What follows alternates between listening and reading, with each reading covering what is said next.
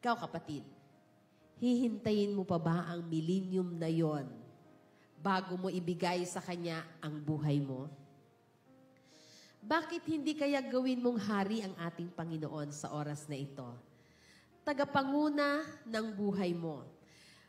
Bigyan mo siya ng parangal sa lahat ng pagkakataon, sa lahat ng ginagawa mo, sa lahat ng iniisip mo. Dapat nag-glorify ang ating Panginoon. Huwag mo nang hintayin ang millennium bago mo gawin na i-offer sa Kanya ang buong buhay mo.